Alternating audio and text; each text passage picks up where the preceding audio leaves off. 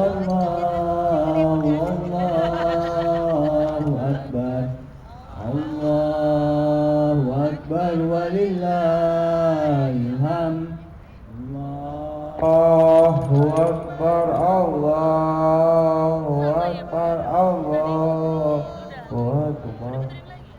La ilaha illallah, Allahu akbar, Allahu akbar walillahil hamd.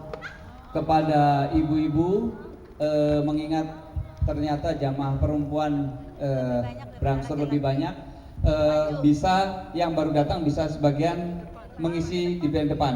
Mohon tulisan wanita yang ada di sana dimajukan saja satu saf untuk diisi di depannya. Terima kasih. Allahu akbar, Allahu akbar, Allahu akbar. La ilaha illallah, wallahu akbar, Allahu akbar walillahil hamd. Alhamdulillah, alhamdulillahi rabbil alamin, wal aqibatu lil muttaqin, wala udwana illa 'alal zalimin. Wa asyhadu an la ilaha illallah wahdahu la syarika lah, khassana bi khairi kitabin unzal, wa akramana bi khairi nabiyyin ursal, wa ja'alana bihi khaira ummatin ukhrijat linnasi na'muru bil ma'ruf wa nanha 'anil munkar wa nu'minu billah. Wa asyhadu anna Muhammadan 'abduhu wa rasuluh, addal amanah wa ballaghar risalah wa nasaha lil ummah wa jahada fillahi haqqa jihadih wa tarakana 'ala al-mahajjatil bayda 'ala at-tariqatil wadihatil gharra lailuha kanahariha la yazighu 'anha illa halik. Faman yuti'illaha wa rasulahu faqad faza fawzan 'azima wa man ya'sillaha wa rasulahu faqad dhalla dhalalan ba'ida. Allahumma salli wa sallim wa barik ala hadha an-nabiyyil karim wardallahumma 'an alihi wa sahabatihi wa ahyina Allahumma ala sunnatihi wahsyurna fi zumratihi ma'al ladzina an'amta 'alaihim minas siddiqin was salihin wa hasuna ulaika rafiqa. Amma ba'du. Hadirin jamaah salat Idul Fitri yang sama-sama mengharap ridha Allah Subhanahu wa taala. Allahu akbar, Allahu akbar, Allahu akbar walillahil hamd. Alhamdulillah, segala puji hanya milik Allah Subhanahu wa taala, sang pemilik dan pengurus alam semesta. Dialah zat yang maha kuasa, zat yang maha rahman, zat yang maha rahim, maha pengampun dan maha penerima taubat. Dialah Allah yang maha besar. Allahu akbar, Allahu akbar, Allahu akbar walillahil hamd. Pada hari ini 1 Syawal 1434 Hijriyah, bertepatan dengan tanggal 8 Agustus 2013, kaum muslimin di segenap belahan dunia melantunkan untayan kalimah thayyibah, menggemakan lantunan takbir, tahlil dan tahmid, lantunan yang menjadi syiar pertanda umat Islam merayakan kemenangan besar atas perjuangan dalam membuktikan ketaatan dan kepatuhan kepada Allah Subhanahu wa taala serta menundukkan hawa nafsu selama bulan Ramadan.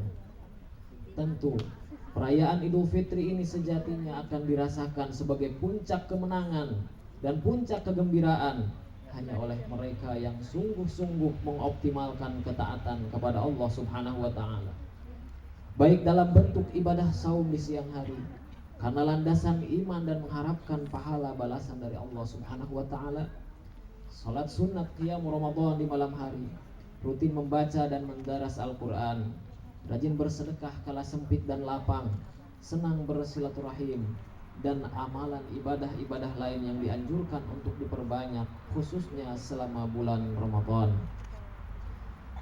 Lain halnya mereka yang menyia-nyiakan ketaatan, tidak beribadah, enggan membaca firman Allah, melalaikan dan tidak mau bersedekah, tidak peduli terhadap sesama, atau bahkan tidak berpuasa secara sengaja tanpa ada alasan apapun. Alih-alih mereka dosanya diampuni, yang terjadi justru akan terjerumus pada kerugian yang sangat besar. Dalam hal ini Rasulullah Sallallahu Alaihi Wasallam pernah bersabda, An Abi Hurairah qala qala Rasulullah Sallallahu Alaihi Wasallam, Raghima anfu rajulin dzukirtu indahu falam yusalli alayya, wa raghima anfu rajulin dakhala alaihi Ramadan summan salaha qabla an yughfara lah, wa raghima anfu rajulin adraka indahu abawahul kibar falam yudkhilahul jannah. Rasulullah Sallallahu Alaihi Wasallam pernah bersabda, malang sekali orang yang namaku disebutkan di sisinya, namun ia tidak bersolawat atau mendoakan aku. Malang sekali orang yang diberikan kesempatan masuk dan merasakan bulan Ramadan, namun saat bulan tersebut berlalu, dosanya tidak diampuni oleh Allah Subhanahu wa Ta'ala karena tidak menunaikan ketaatan kepadanya dengan sebaik-baiknya. Dan malang sekali orang yang masih memiliki kedua orang tua hingga mereka berusia senja, namun tidak menyebabkannya masuk surga karena tidak berbakti kepada mereka. Oleh karena itu, maka marilah kita memohon kepada Allah Subhanahu wa Ta'ala, mudah-mudahan kita khususnya yang hadir saat ini, setelah melewati madrasah Ramadan, madrasah tarbiyah dan ajang penggemblengan diri, digolongkan oleh Allah Subhanahu wa Ta'ala sebagai orang yang beruntung meraih rahmat dan maghfirah Allah, sehingga tercapai pula salah satu inti tujuan diwajibkannya ibadah saum Ramadan, yaitu menjadi pribadi-pribadi yang bertakwa. Amin ya rabbal alamin. Aidin aidat rahimakumullah. Allahu akbar, Allahu akbar, Allahu akbar walillahil hamd. Kata takwa itu sendiri adalah kata yang sudah tak asing lagi kita dengar, namun sepertinya masih malu-malu, bahkan sulit bersemayam di dalam hati kita akibat kotoran hati kita. Akibat sudah terlalu banyak dosa yang bercokol di dalam hati kita, akibat noktah hitam yang terlalu lama berkarat di dalam hati kita. Dalam bahasa Arab, kata takwa kerap dimaknai sebagai membuat penghalang, ittikhadul wiqayah, seperti yang tercantum dalam sabda Nabi, ittaqun nar walau bisyiqqi tamratin, bertakwalah kamu dari api neraka walau hanya dengan sebutir kurma. Maksud takwa dalam kandungan pesan tersebut adalah buatlah penghalang yang dapat menghalangi kamu terjerumus ke dalam kobaran api neraka, walaupun penghalang tersebut berupa sebutir kurma yang kamu sedekahkan secara ikhlas kepada fakir dan miskin yang kelaparan. Maka lebih jelasnya Imam Ar-Raghib Al-Asfahani menyimpulkan bahwa al-wiqayah itu hifdzus syai'i mimma yu'dhihi wa yadurruh. Yang dimaksud dengan wiqayah atau takwa itu sendiri adalah memelihara sesuatu dari hal yang akan menyakiti dan membahayakan.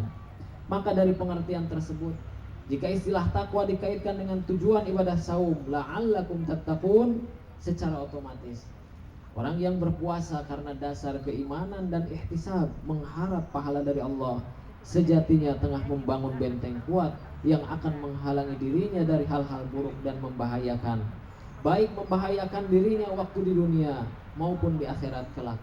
Maka saum akan menjadi tameng dari sifat dendam kesumat, kerakusan hati, perbuatan keji, sifat dengki, permusuhan, perselisihan dan sifat-sifat buruk lain.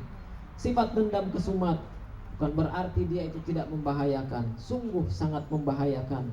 Kerakusan hati juga sangat membahayakan baik di dunia maupun di akhirat. Oleh karena itu maka Nabi Muhammad SAW memperingatkan umatnya agar jangan sampai terjerumus pada asyuh, kerakusan, yaitu pelit yang ditambah dengan kerakusan hati. Wattaqus syuhha fa innahu ahlaka man kana qablakum.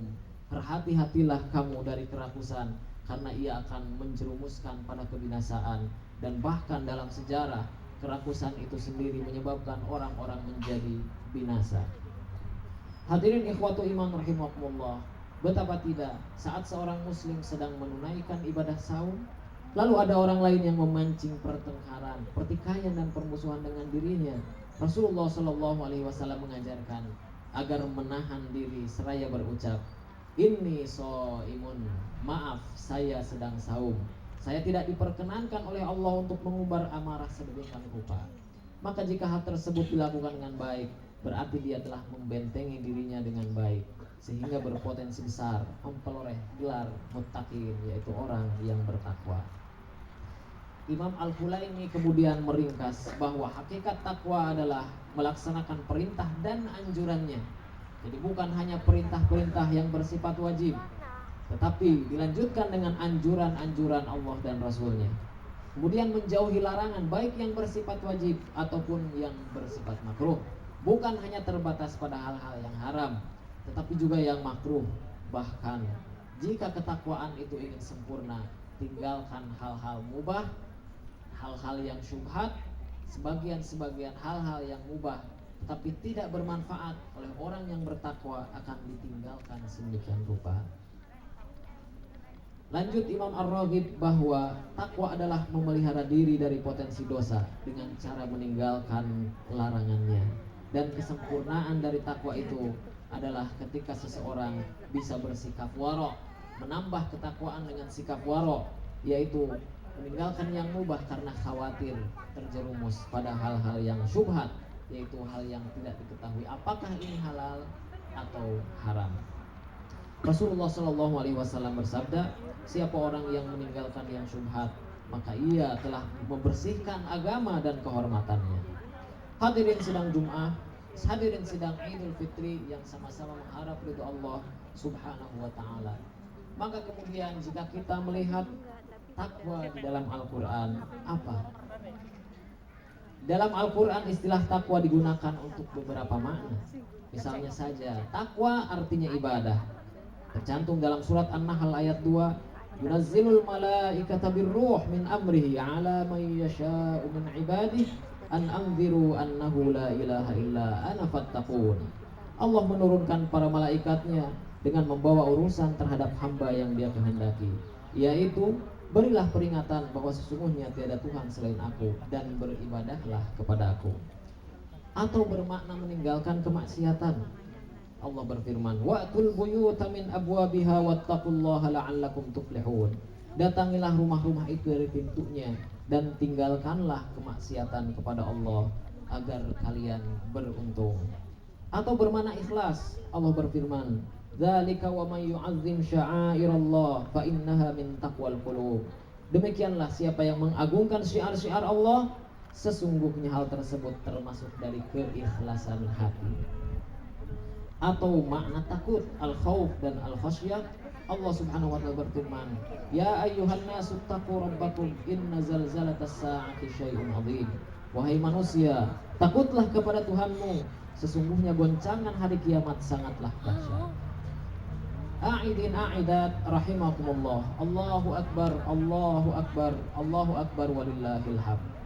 Makna terakhir inilah yang merupakan benang merah dari pengertian takwa secara keseluruhan. Sehingga kualitas ketakwaan kerap identik dengan besarnya rasa takut kepada Allah Subhanahu wa ta'ala. Dan kekuatan rasa takut kepada Allah identik dengan ketakwaan seseorang. Oleh karena itu Imam Ali radhiyallahu anhu merangkum takwa itu dengan ungkapan yang indah. Apa itu takwa? Esensi takwa adalah al-khaufu minal jalil wal 'amalu bit tanzil wal qana'atu bil qalil wal isti'dadu li yaumir rahil. Kata Imam Ali, takwa itu esensinya adalah rasa takut pada kebesaran Allah. Wal 'amalu bit tanzil, mengamalkan at-tanzil, mengamalkan Al-Qur'an.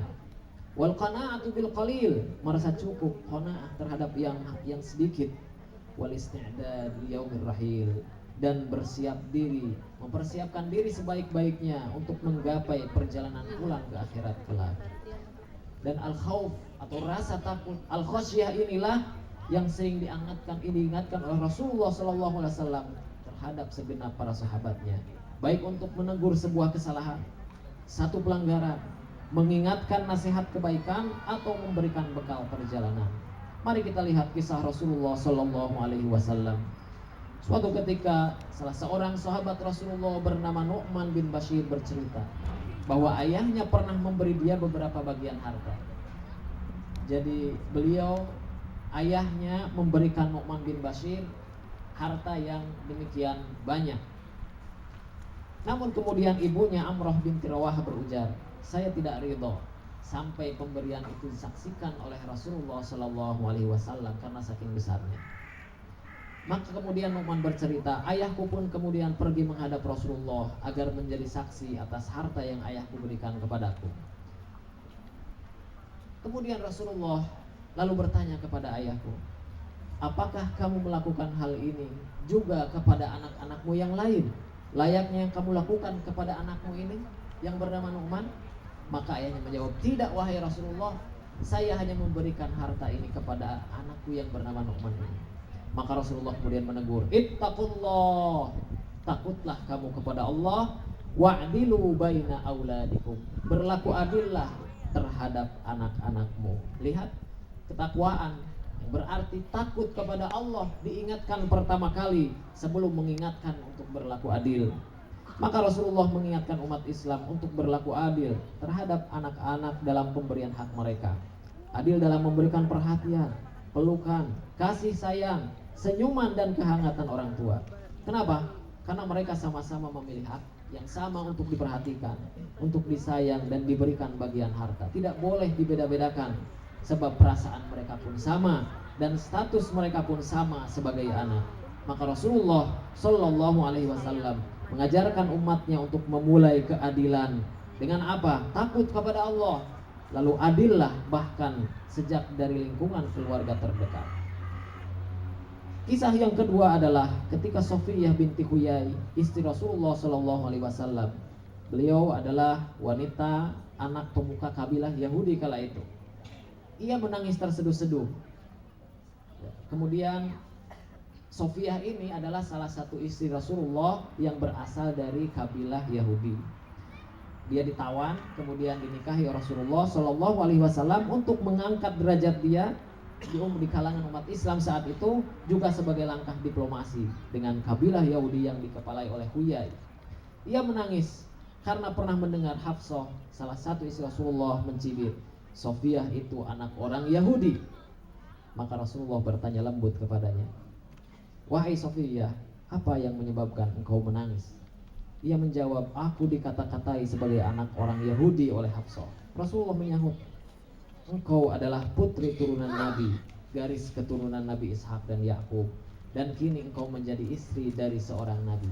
Tidak cukupkah itu menjadi kebanggaanmu? Kemudian Rasul bersabda kepada Hafsah yang mengata-ngatai dia, ittaqullah, takutlah engkau kepada Allah, wahai Hafsah. Lihat, maka pesan beliau, jangan merendahkan, mengungkit sisi negatif seseorang, jangan mengusik masa lalu seburuk apapun itu.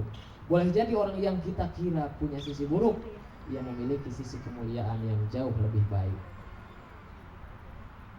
Ada satu cerita yang menggambarkan bahwa sesungguhnya rasa takut itu pun adalah ada kaitannya dengan keseimbangan. Suatu ketika ada 3 orang sahabat yang mendatangi Rasulullah Shallallahu Alaihi Wasallam untuk mengorek informasi bagaimana sebenarnya ibadah Rasulullah Shallallahu Alaihi Wasallam. Maka sang istri beliau menguraikan panjang lebar kualitas dan ibadah, kualitas dan kuantitas ibadah Rasulullah. Kemudian setelah itu masing-masing dari mereka mengaca diri, alangkah jauhnya perbandingan ibadah kami dengan Rasulullah. Salah satu dari mereka kemudian bergumam, jika demikian halnya aku akan berpuasa sepanjang hari tanpa berbuka. Seorang yang lain bertekad, aku akan sholat sepanjang malam tanpa tidur. Yang lain pun berujar, aku akan membujang untuk ibadah dan tidak akan pernah menikah. Rasul datang dan mengetahui itikan mereka yang seolah-olah benar.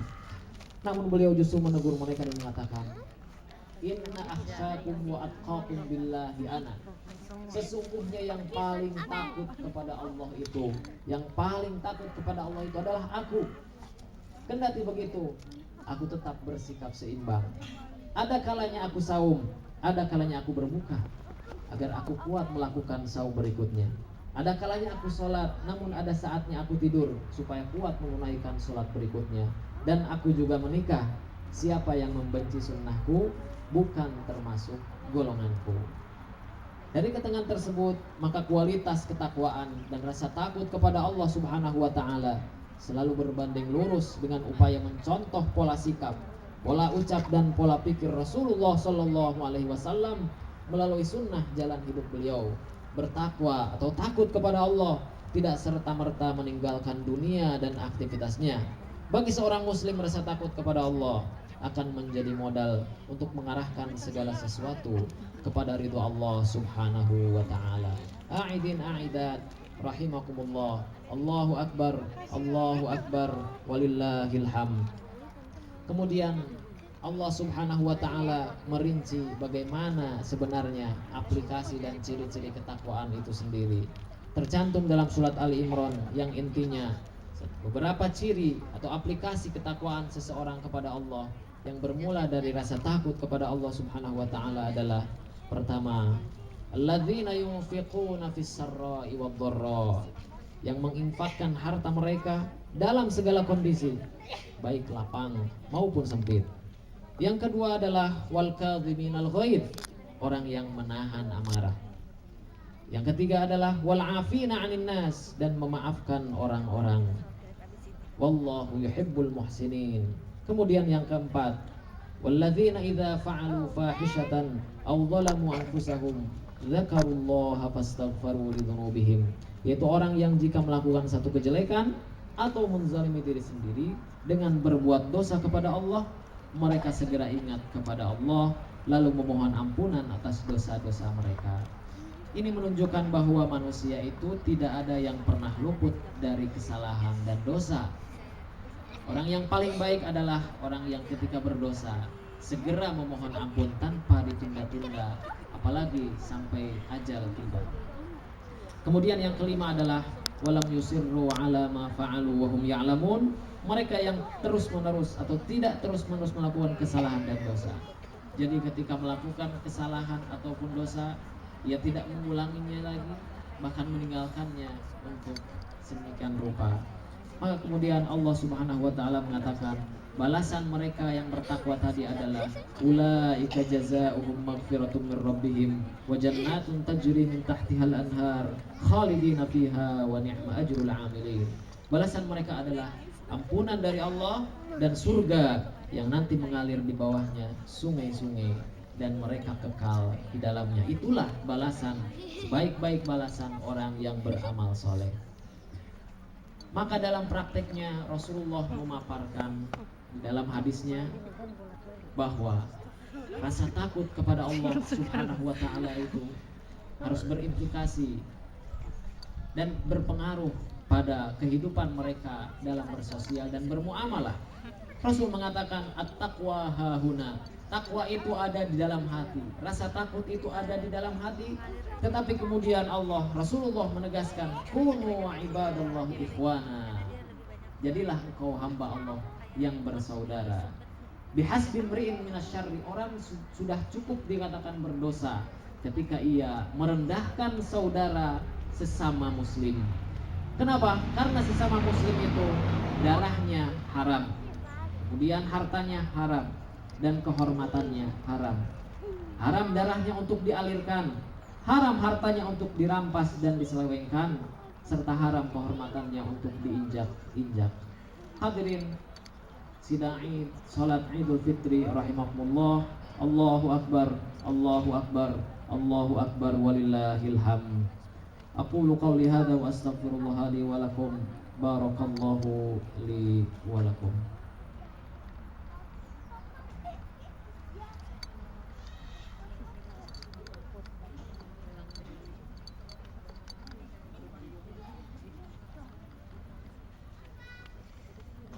Alhamdulillahi wa kafa, wassalatu wassalamu ala nabiyil mustafa wa ala alihi wa ashabihi wa man tabi'a hudah. Asyhadu an la ilaha illallah wa asyhadu anna Muhammadan abduhu wa rasuluh alladzi la nabiyya ba'dah, amma ba'du. Allahu akbar, Allahu akbar, Allahu akbar, walillahil hamd. Hadirin ikhwatu iman rahimakumullah, Ramadan telah berlalu meninggalkan kita. Itu berarti bahwa waktu pun terus berlalu dan berjalan. Kita pun akhirnya akan meninggalkan alam dunia ini. Imam Hasan Al-Basri mengingatkan bahwa ketika salah satu hari sudah hilang, itu ibarat umur kita pun sudah hilang. Sedikit saja jatah waktu berlalu, maka usia kita pun itu telah berlalu. Maka apa yang harus kita lakukan? Berusahalah untuk mempertahankan spirit Ramadan, spirit ketakwaan, spirit rasa takut kepada Allah Subhanahu wa taala yang terus menjelma pada 11 bulan ke depan. Ramadan berlalu bukan berarti amalan ikut berlalu.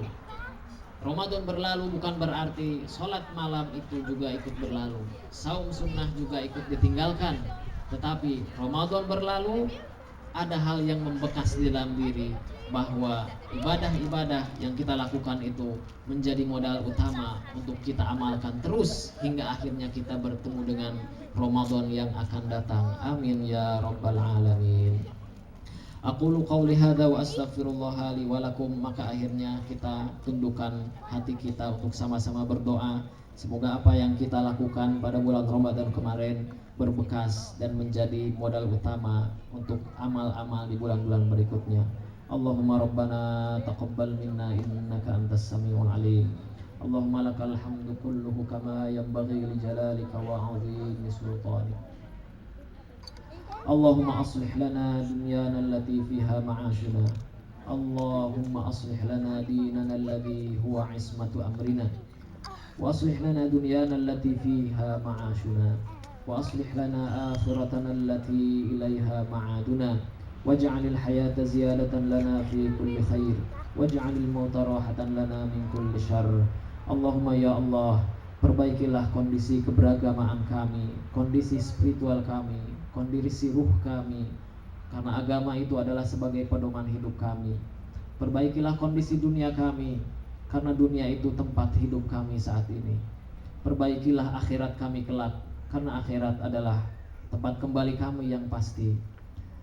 Ya Allah ya Rahmanu ya Rahim, jadikanlah kehidupan ini sebagai ajang dan wasilah untuk menambah kebaikan terus menerus. Dan jadikanlah kematian itu sebagai istirahat kami dari perbuatan dosa yang kami lakukan. Allahumma ya Allah ya Rahman ya Rahim, iqsim lana min khasyatika ma tahulu bihi bainana wa baina ma'asik, wa min ta'atika ma tuballighuna bihi jannatak, wa min al-yaqini ma tuhawwinu bihi alaina masa'ibad dunya. Ya Allah, jadikanlah rasa takut kami kepadamu menjadi penghalang antara aku dan kemaksiatan kepadamu. Dan jadikanlah ketaatan kepadamu sebagai upaya untuk menyampaikan kami menuju surgamu.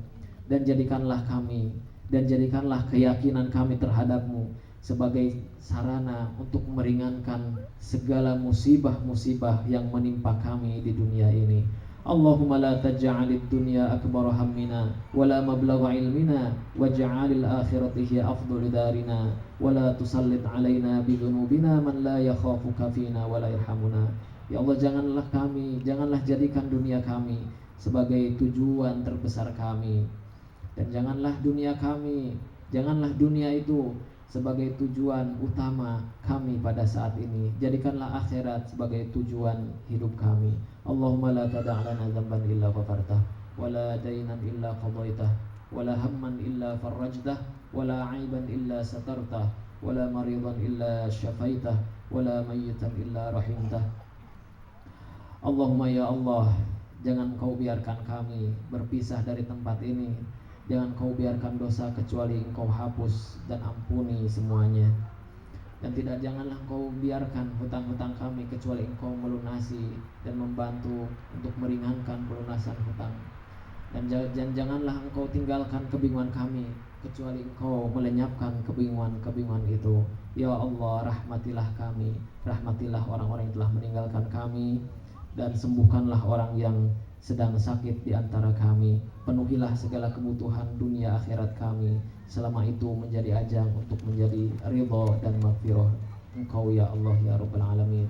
Rabbana hab lana min azwajina wa dhurriyyatina qurrata a'yun waj'alna lil muttaqina imama.